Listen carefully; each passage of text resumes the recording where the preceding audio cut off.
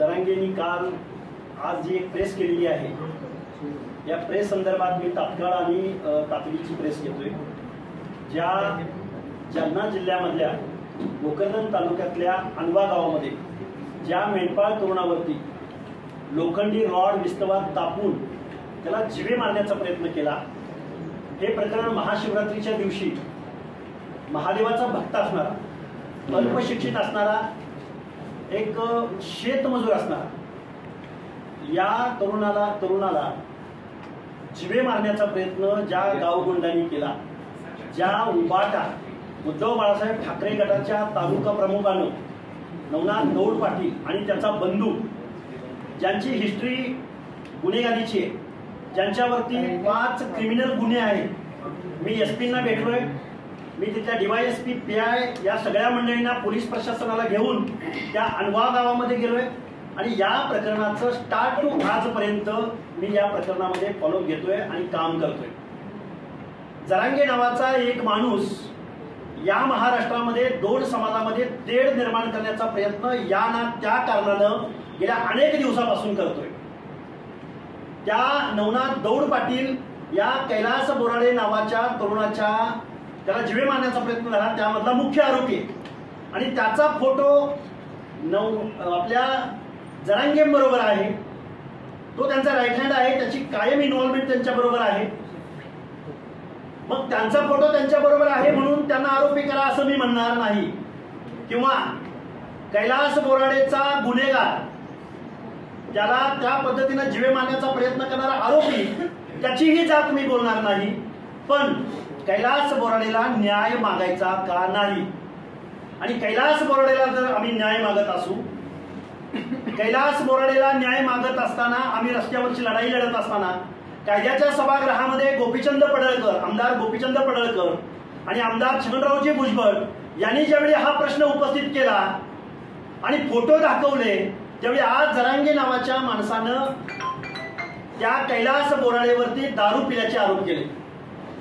तो महादेवाच्या नंदीला वेगळ्या पद्धतीनं अश्लील चाळे करतोय असे आरोप केलेले आहेत। आता माझा प्रश्न या महाराष्ट्रातल्या मीडिया समोर, महाराष्ट्रातल्या सगळ्या जनतेला आहे की फुल पॅन्टवर असणं आणि महाशिवरात्रीच्या दिवशी महादेवाची आराधना, एक अशिक्षित मजूर, एक गावातला भोळसर असणारा मजूर, ज्याला त्या कैलास बोराडेला महाकाल म्हटलं जातं, हे मंदिर आहे त्या अनवा गावातलं शेतामध्ये मंदिर आहे, त्याच्या घरापासून जवळ आहे आणि हा महादेव भक्त आहे आणि हा पॅन्ट वरती जाऊन त्या महादेवाची भक्ती करतोय। ती भक्ती कोणत्या प्रकारची हे मला सांगता येणार नाही, पण मी ती वस्तुस्थिती जाणून घेतलेली आहे। तर आज जरांगेंनी त्याच्यावरती आरोप केलेत की मी कट्टर हिंदूवादी आहे आणि मी असले अश्लील चाळे करणाऱ्या, दारू पिणाऱ्या माणसाला शिक्षा दिली गेली पाहिजे। तिथं विटंबना झालेली आहे आणि तो अर्धनग्न अवस्थेत तिथं गेलेला आहे। माझी मीडियाला आणि महाराष्ट्रातल्या सगळ्या लोकांना विनंती आहे की तो कैलास बोराडे नावाचा माणूस तिथं गेला होता, हे सत्य असलं तरी त्या माणसानं कुठलाही अश्लील हावभाव केलेला नाही, कुठल्याही महिलांना शिवीगाळ केलेली नाही, कुठल्याही प्रकारचं समाज विघातक कृत्य केलेलं नाही। आणि जरांगे म्हणतात की तो अर्धनग्न अवस्थेत गेला, त्या माणसाच्या अंगावरती फुल पॅन्ट आहे। आता मग जर हा अर्धनग्न अवस्थेत असं जरांगेंना वाटत असेल तर मग खूप विनयानं मी या महाराष्ट्रातल्या व्यवस्थेला विचारतोय की मंदिरामध्ये आपले पुजारी, आपले भक्त त्याची आराधना करताना फुल कपड्यामध्ये असतात का? मी कुठल्या संस्कृती धर्माविरुद्ध मी धर्म मानणारा माणूस आहे। मग जरांगे जर म्हणत असतील पॅन्टवर तो गेला, अश्लील हावभाव केले, तर मग कुंभमेळ्यामधले आपले सर्व साधू मंडळी, आपल्या धर्माचे भक्त मंडळी कुंभमेळ्यामध्ये जातात, ते जरांगेला दिसले का?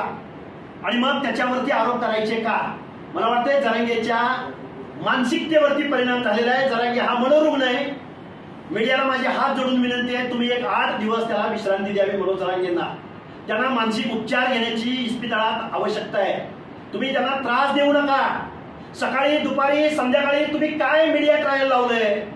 अरे जो माणूस संविधानिक बोलत नाही, जो माणूस इतर माणसाचा आदर करत नाही, जो माणूस ओबीसीच्या प्रत्येक नेत्याच्या विरोधामध्ये काही ना काही कारणानं त्याला आरोपीच्या पिंजऱ्यामध्ये उभा करतो, कधी त्याच्या अजेंड्यावर छगनरावजी भुजबळ असतात, कधी त्याच्या अजेंड्यावर गोपीचंद पडळकर असतात, कधी त्याच्या अजेंड्यावर पंकजाताई मुंडे असतात, कधी त्याच्या अजेंड्यावर धनंजय मुंडे असतात आणि कधी त्याच्या अजेंड्यावर ओबीसी आरक्षणाची बाजू मांडणारा, आता मी माझं वैयक्तिक वगैरे बोलतोय असं तुम्हाला वाटेल, लक्ष्मण हाकेवरती 5 वेळा फिजिकली अटॅक करणारा हाच मनोज जरांगे आणि त्याचे चेले चपाटे कार्यकर्ते आणि त्याला सोशल मीडियामध्ये सपोर्ट करणारी रोहित पवार नावाच्या आमदाराची आयटी सेल